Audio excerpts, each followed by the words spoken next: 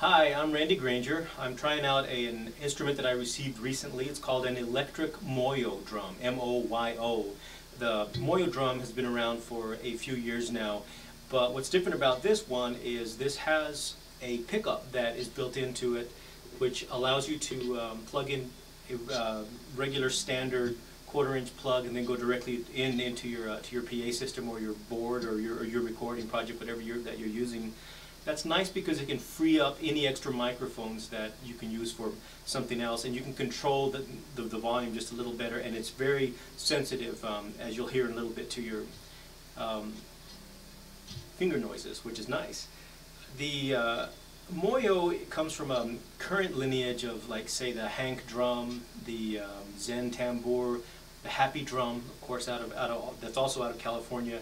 The original Moyo that's been around, like I said, is extremely popular, extremely easy to play. They play well with themselves. You don't really need any sort of musical background.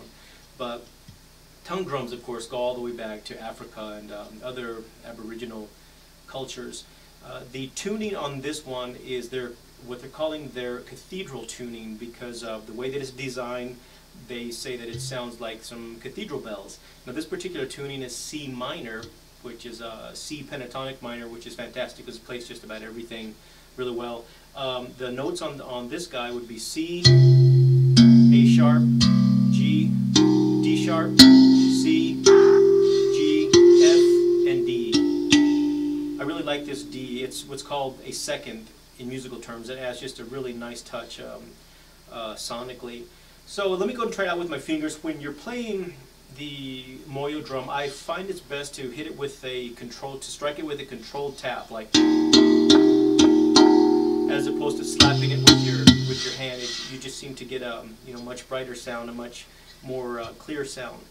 So I'm going to just make something up and play it. This is called the electric Moyo drum that I'm playing now.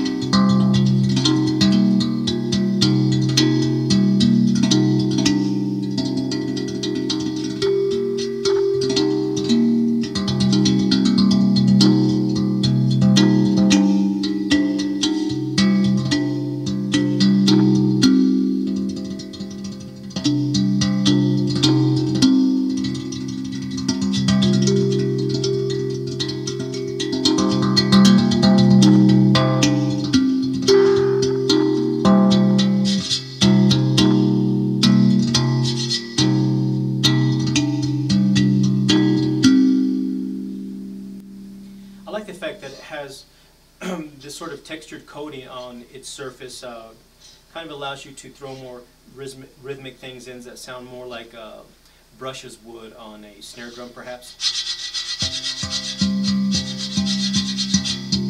Just another option. They also include, with the Moyo drum, they include these little rubber mallets, which have they produce a slightly different tone. I'll show you what that sounds like.